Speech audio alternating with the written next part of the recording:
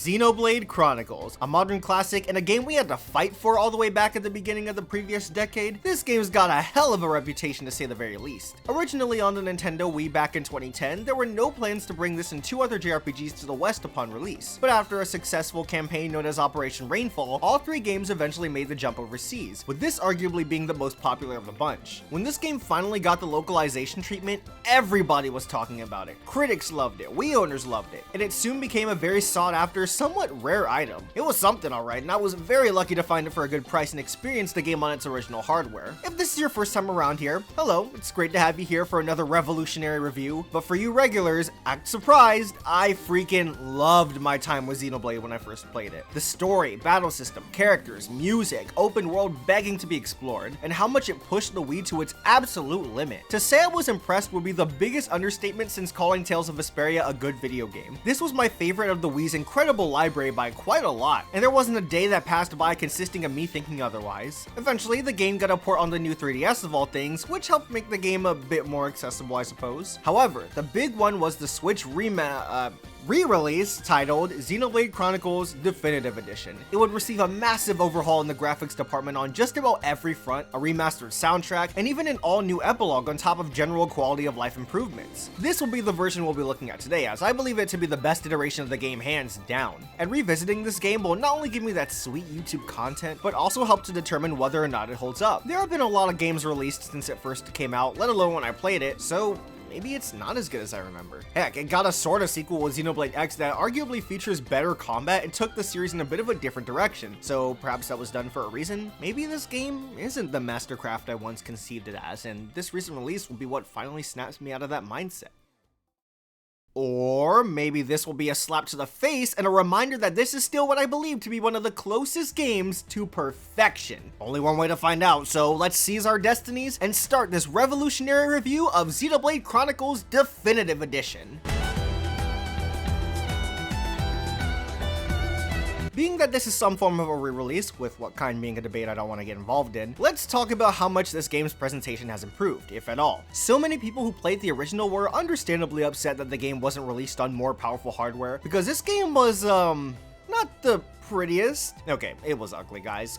Ugly. Characters looked all muddy, there was plenty of pop-up, environments were unable to receive the amount of detail they wanted, and somehow, I still found the game to look competent due to its genius art direction. Regardless, the game could only benefit from HD graphics. Good God, this is so much better. There's a vocal minority of the fanbase that feels as if the original looks better than this, and more power to you, but I couldn't disagree more. Of course, there's the obvious jump to HD, and I will say that while being on more powerful hardware was a benefit all things considered, well, let's just get my gripes out of the way. I wish the game ran more smoothly, or heck, was on even more powerful hardware than the Switch. I love this thing with all my heart, but it's the weakest current gen console, and this game unfortunately doesn't perform as well as I believe it could have and arguably should have. The game maxes out at 720p when docked, but can dip all the way down to 504p. I didn't notice this too much over the regular game's narrative, but in the newly added epilogue, this game was struggling. For the most part, you're on one of the biggest maps in the entire game with very few load points, but it's clear to see that in many cases, the insane amount of NPCs, enemies, and textures the game has to load puts a lot of strain on my poor baby. The game runs at 30 frames per second, which was a bit of a bummer for me since I'm such a stickler for those sexy 60 frames. And while it's pretty damn stable over the main story, again, in the epilogue, the lag was real. It reminded me of the original Xenoblade that I know and love. All these things considered, it's an improvement over the original for sure, but I can't help but feel slightly disappointed that the leap wasn't as big as I was hoping for, you know? Hell, there are even some textures that are the same as the original, like Shulk's main outfit for example. Like I said in my Symphonia review, I don't go out of my way to look for these kind of things in re-releases. I just report what I notice with a little bit of research to at least look like I know what I'm talking about. So this is all stuff that caught my attention. Anyway, that's enough of the complaining. Let's get to the good stuff. The color palette has been expanded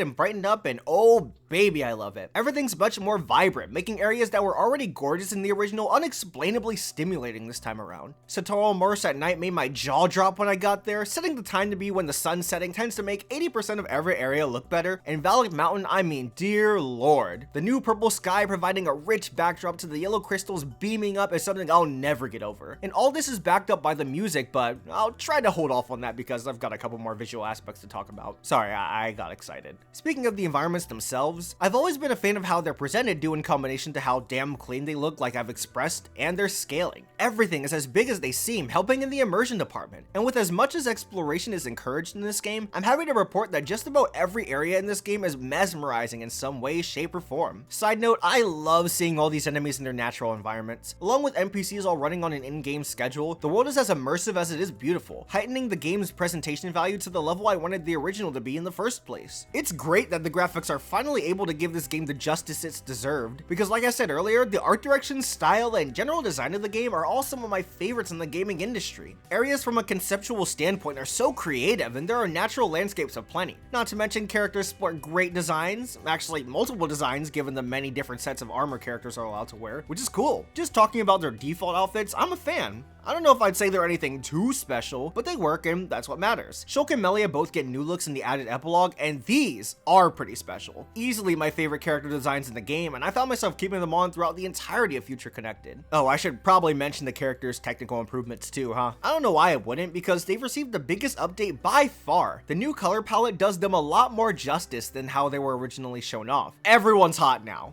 Everyone. Moreover, whether in Future Connected or the main story, the characters animate a lot more fluid, and faces are way livelier than before. There are tons of small details in terms of how they move and react to everything going on, adding another layer to the excellent cutscenes. It's always great when games go all out on these, and choreograph them as if they were a movie being filmed on actual camera. I love it when games do this. There are a lot of fantastic shots and cinematography that engage me in these story beats, and the effort is truly appreciated. All of this goes for the motion captured scenes above all else. These were excellent. And even though there are plenty of cutscenes featuring the characters simply standing around and talking, the camera work still has its fun to spice them up. Speaking of talking, how about that voice acting? I played this game with the English dub, as I tend to do, since, if you couldn't tell, that's the language I speak. The cast is almost completely British, and I love it. On top of the super attractive accents, there's a ton of genuine raw talent behind every character. When someone's happy, you get all warm and fuzzy, and when they scream out in pain, you feel it. Special shout out to the main character Shulk's voice actor, who delivers a performance that always gives me chills. This is one of my favorite dubs in the industry. Yeah, I'm serious. In the epilogue, all the same voice actors come back to reprise their roles, which was good news, but given that it's been nearly a decade since the original dub was recorded, some of these voice actors seem to take a bit to readjust to their roles. Shulk's voice was fine, which was to be expected due to his inclusion in Smash Bros, but Melia sounded so off for the longest time. I got used to her eventually, and to be fair, she doesn't sound bad or anything, just different. After all, it's been nearly a decade. It's just a lot at first, but she came around, and I'm really happy they managed to get her voice actress back on board for this expansion to deliver one of my favorite dubs once again. It's something I'd put up there with the likes of Persona and Vesperia, easily in my top 3. You know what else is in my top 3? Hell, my top 2? The Xenoblade Chronicles original soundtrack. Guys, for the longest time, this was undoubtedly my favorite, but then The World Ends With You Final Remix came out, and I don't know anymore, it's quite the dilemma, my stomach hurts. But good God, this OST is so well done. The original was already great, having a legendary lineup of composers working together for the occasion, and for this definitive edition, they redid nearly the entire thing. Re-recording with live instrumentation and a cleaner sound quality, it's kinda unreal. Every area, battle, and boss theme was redone. It's just the majority of the cutscene music they kept the same, which is fine. And heck, you can even switch the game to its original soundtrack if you want, but like, don't. I love my old favorites even more and found a new appreciation for all the others. God tier soundtrack without question, and I will fight you on this. Wasn't worried about this in the slightest when it came to Definitive Edition's eventual release, but I was curious about the new songs that the epilogue would provide. Sure enough, they're all fantastic. Only a handful of added tracks, but every single one is, in my humble opinion, among the best and one of gaming's best soundtracks. The new battle theme is all jazzy and junk. Every area theme helps with the immersion, and holy crap, the FogBeast Battle theme is heat. Regardless of my issues, Xenoblade Definitive Edition looks and sounds leagues better than the original. As for the 3DS version, it doesn't exist. So far, so good, and spoiler alert, that's not gonna stop because we're talking about the story next. Or should we call it the Chronicle? Yeah, why not? Call it the Chronicle.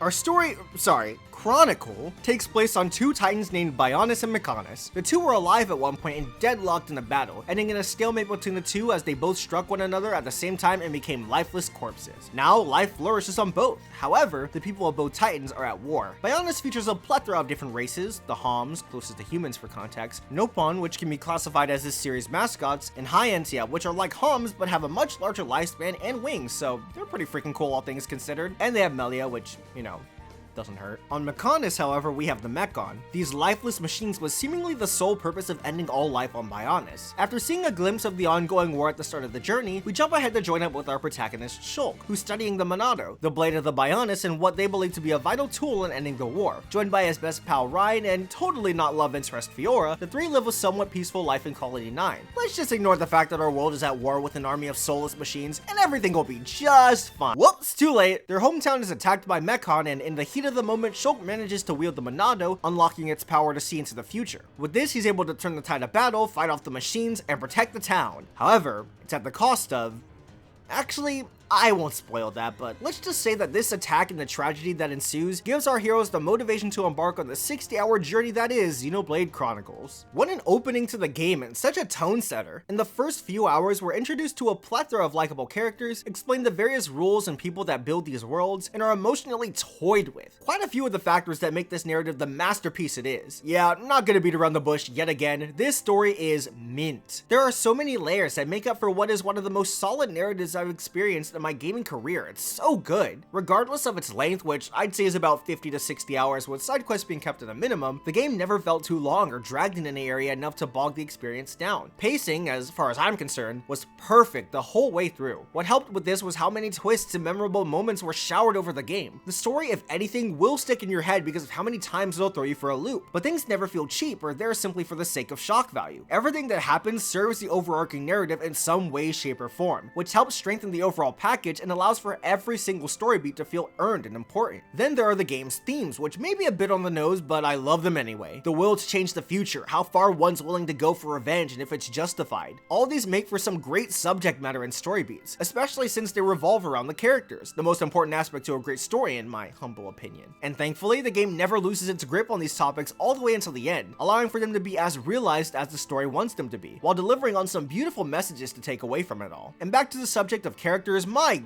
God, this cast is great. Not only is everyone hot, but they're also full of personality and life. The way they interact with each other, react to events going on, so on and so forth, make them feel so damn real, and I love it. Most of these guys feature very subtle growth, meaning that not everyone has that big moment, but you can see the various events change how they perceive the world and feel about the overall conflict in general. It's really well done, and in combination with multi-dimensional villains aplenty, this is one of my favorite casts in gaming. My favorites of the bunch were Shulk and Melia, who are two of my favorite characters of all time. But believe me when I say any of these could be your favorite for a number of valid reasons. The whole team is solid as hell. Now, this whole segment has consisted of me gushing about the story without a flaw to be said, so does that mean it's perfect? Well, no, I wouldn't say anything's perfect. I have a few nitpicks with the narrative, like a couple of scenes here or there that felt a bit awkward on repeated viewings. I don't want to go into them for spoiler's sake, but even if I did, there's nothing so big that it dragged down the story from anything less than masterful. Also, the game takes a slight dip in quality after the humongous twist that be the end of this game's Act 2, for lack of a better term, but the quality it dipped from was God tier, so it just drops to slightly less God tier. I don't know, I'm trying to find something wrong, that's all I've got. I just can't find anything that I don't like, even through this most recent playthrough when I was actively looking for things to critique. The story doesn't waste your time while managing to be a very beefy one. Its themes and subject matter coexist with the characters, working together to allow all of them to develop at a satisfying and believable rate. I dropped my jaw like 30 times when it was all said and done, but it always felt earned. I just love the Chronicle that is Xenoblade. It's so good, guys! All that being said, this is just the main story we're talking about. How about the newly added epilogue? Well, being as vague as possible to avoid spoilers, it kicks off a bit after the ending and follows both Shulk and Melia along with two new characters, Nene and Kino, who fit right into the cast. These guys are dope, don't worry. The story involves wrapping up a somewhat loose end from the original, which was a nice cherry on top of the triple gooberry sundae that is the main narrative. The writing unfortunately isn't as up to par as the main script, as there are a lot more predictable story beats to go with not as satisfying reveals, but it was still pretty enjoyable to watch unfold. Joining Shulk and Melia for a new adventure felt awesome, and the two new Nopon, like I said, are great additions to the cast. There's also some excellent characterization to the side characters, but again, I can't really talk about them due to spoilers. I will say, however, that there are plenty of optional scenes that are fully voiced and help give the four playable characters the extra screen time they need. They're called quiet moments, which is ironic given that, you know, they're voiced, but they add a lot more characterization to the cast and beef to the epilogue story. All in all, it was a neat addition that, while not up to the same level of quality as the main game, was fun to follow along and see through until the end. In terms of the story anyway, I was pleased, but now we're gonna head back into the main game's territory for a while longer because it's time to start talking about the big old category that is the gameplay. Before anything else, let's get into this game's battle system. What do we have? An action RPG? Turn-based combat? Well, think of it kind of like an MMO, having a real-time action-based battle system featuring on-the-spot strategizing and team synergy. Let's go through the basics first, shall we? You play with a team of up to 3 characters, with you controlling one of them. Your character will attack the enemy on their own when they're close enough, performing auto attacks, and at the bottom of the screen are your selection of arts to manually use. You can only equip 8 at a time, but every character except for Shulk is given a laundry list of arts to choose from, allowing room for customization and different playstyles on top of the multiple playable characters' different combat roles. They also have their own cooldown periods after use, but that can be decreased along with their strength increased if you choose to level them up over the course of the game. The bigger art icon in the center of your 8 other arts is the character's talent art, which must be built up by using auto attacks. This could be a stronger attack, a buff, an increase in aggro, so on and so forth. It really depends on who you're playing as at the time. Different arts are better suited for specific instances, with the majority of them being based on your party members' positioning. There are plenty of ways for party members to raise enemy aggro, and when the enemy is facing the direction you want, that'll be your time to strike, and that'll also be one of the ways to raise your party gauge the most. This has 3 segments to it, and you need at least one for another party member to revive you if you fall during battle. Ways to increase this are by attacking, healing, helping party members when they're inflicted with status effects, and encouraging them when their tension is low. If you fill up the gauge, you can then do a chain attack, where all your party members gang up, and you're given the chance to use one of each active party member's arts back to back. If you use arts that are the same color, then the damage will be multiplied, and you'll dish out more than usual. And if your party members have high affinity with each other, you'll be given a higher chance of gaining extra turns during chain attacks, to stack the damage even higher. More on characters' affinity levels later in the review. Finally, yes, we have more. There's a character tension level, which is indicated by their portrait. You can tell when the characters are all like, "Ah!" and they have super epic fire behind them that it's at its max level. This increases the respective character's accuracy and chance at landing critical hits, which is great. All of this is available right from the get-go, so combat can be a bit overwhelming. And before you figure it all out, another major part of the combat eventually gets introduced: visions. Yup, this isn't just a plot device, but a big gameplay mechanic. Whenever an enemy is about to either do a lot of damage or most likely take out another party member, you'll see it and be given a timer in order to do something to stop it. You can try raising agility, provoke the enemy with someone who can take the hit, raise defenses, the list goes on, but you're given a chance to change the future, and it adds another layer of strategy to combat. I don't even think it makes the game too easy or anything, because you don't always have exactly what you're looking for in order to make it out alive. I thought this feature was dope as hell, but again, it's a lot to consider in a battle system chock full of other factors to take into consideration. Because let's not forget that on top of all this, there's plenty of equipment each with their own pros and cons, multiple skill trees per character, gyms to equip all offering their own buffs, and a whole crafting system in order to even make them that you have to learn and utilize. Needless to say, there's a lot to keep up with the whole way through, and the game doesn't always do a good job at explaining it, especially when it comes to experimenting with other characters. But even still, this combat system is great, and has a lot of depth if you give it the time to understand all it's trying to do. Sounds kind of familiar, now doesn't it? There's a large emphasis on team synergy, party composition, and positioning, meaning you need to know what attacks and actions raise aggro, where to distribute stats when it comes to equipment, and what arts work best together. And there's no one right way to do all of this. With a decent amount of characters to select from, there are dozens of ways to approach the same challenges, and this is great as it encourages experimentation and taking advantage of the game's many selections. You don't have to stay on top of every single thing that the game lays out for you, but you do have options, and that's what's important because it means that your skill takes priority. Well, most of the time. Unfortunately, I do feel like this game leans in favor of the team with the higher numbers, levels, and stats too much, which is a bit of a bummer. It is possible to do low-level runs, and the game even encourages this for more experienced players with the newly added expert mode. But this requires such a high level of understanding with the combat system that only the best players could get the most out of this. Heck, even I have trouble every now and then, and do feel a need to be in very close proximity with the various bosses' levels. Or maybe I just suck at the game, that's a very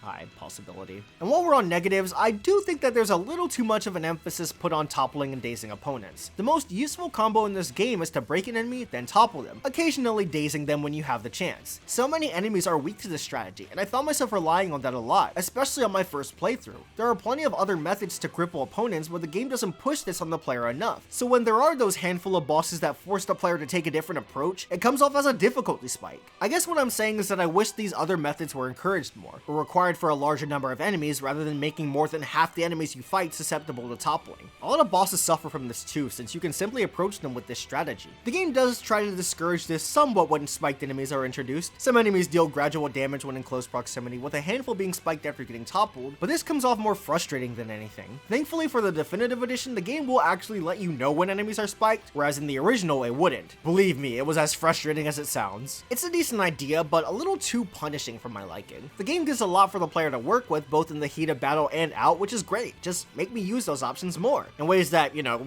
don't make me want to rip my hair out. Regardless of my handful of issues, I love fighting in this game. Battles require some form of thinking, whether that be normal enemies, unique monsters, or boss battles. I love playing as just about everyone, with my favorites being Shulk, Melia, Seven, and Dunban. I didn't like playing as Charlotte at all though, and I forgot to even get footage of her gameplay style.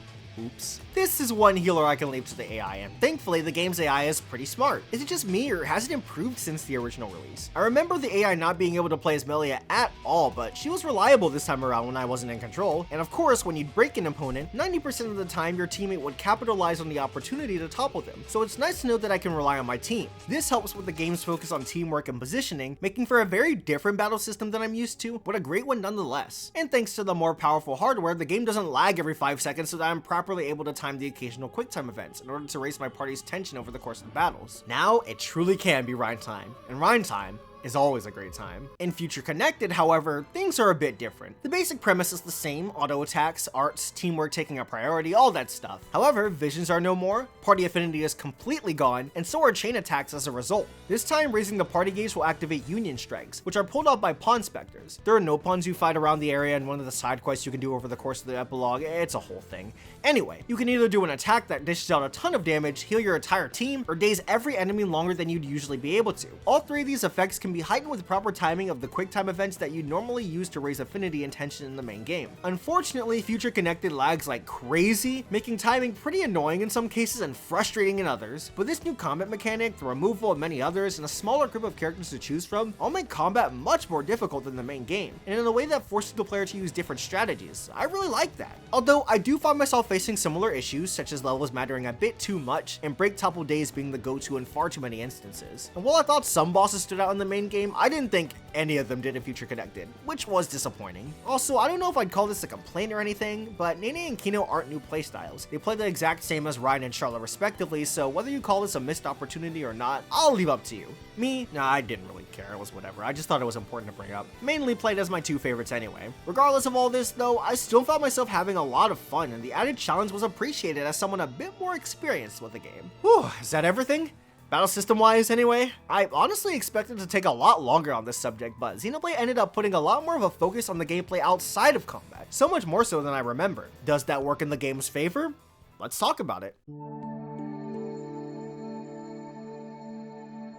Everyone, take a deep breath, we're almost there, so let's finish strong. There are a lot of areas to explore, but is it fun to do so? Let's go down the list. For the towns and cities, while there aren't as many as you'd expect from a JRPG, they're all pretty damn solid, having tons of people walking around and offering side quests on a set schedule, depending on the in-game clock. Every town is a decent size, has a unique layout, and work as nice breathers after a couple of outside areas like they should be. No complaints here. Speaking of those outside areas, traveling through the worlds of Bionis and Mechonis is a dream come true. 99% of the locations you visit are expertly crafted. They're big, open-ended, and rarely feature one way to get to the end. This is an open-world JRPG in its purest, and I'm here for it. They already looked engaging to traverse through, but you have to play it for yourself to truly understand how immersive and fun it is to just mess around and see every corner of this game. And exploration is so encouraged too. It's to the point where the game awards the player EXP just for finding new areas, arguably more so than battling. There aren't too many dungeons over the course of the game, but of the few there were, there wasn't one that stuck out as being plain bad. At the same time, I wouldn't say too many of them stuck out for being anything exceptional either. There aren't many of them, sure, but I wouldn't have minded seeing the game get a bit more ambitious and creative with its dungeon design in the form of more intricate puzzles and the like. This doesn't bother me too much or anything, just something I thought I'd mention. All of what I said about the towns, dungeons, and overworld can apply to Future Connected as well. That portion of the game in particular tries to combine them all together, making it so that only one area in the entire map has a loading screen in order to reach it, which was incredibly ambitious, cool as hell, and most likely the culprit for the frame rate issues. Still, I had a blast exploring the new areas, and that's what's most important. Exploration is still encouraged, and I'm rewarded with higher experience yields and new areas to boot. The game also rewards the player with a bunch of experience and money through its side quests, and there are a lot of these over the course of the journey. There are hundreds of them, and if you want to 100% the game, well, Godspeed, my friend. For this playthrough, I casually did them as I went along, which made for a very satisfying and comfortable playthrough. I definitely recommend doing this, as the enemy's level progression is admittedly steep, and grinding through battles doesn't net as much experience as you'd expect. So not only will this allow you to further explore the areas and get experience points that way, but it'll also give you a ton simply as rewards for completion, reducing the chance of burning out through grinding and keeping enjoyment levels high. The game unfortunately suffers a bit in the variety aspect when it comes to its side quests. Take a shot every time you're given a quest that's along the lines of find or kill X amount of Y. But there are some that shake things up a bit, more so than I remember at that. So once again, a flaw I pointed out ends up not being as major as it could be. Shocker. Finally, there's the whole affinity system we gotta talk about. Like I briefly mentioned in the battle system, there are different actions you can take while fighting to raise affinity between party members, with a total of 5 different affinity levels. Every single party member has their own affinity status between one another, meaning you've got a lot to keep up with, especially if you're going for 100% completion. Again,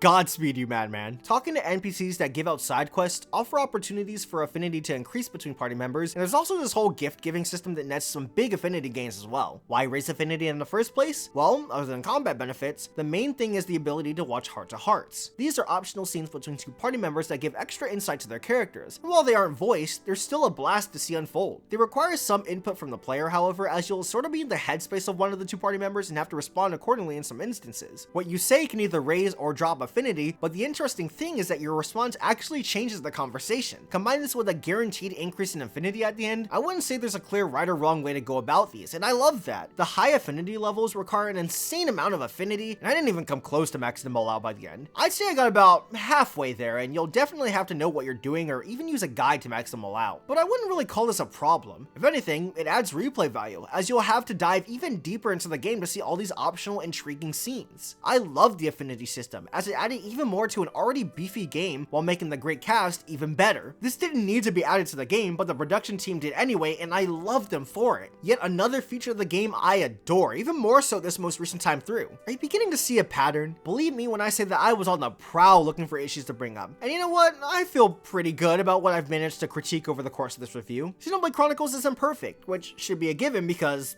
no game is. But good God, it came close.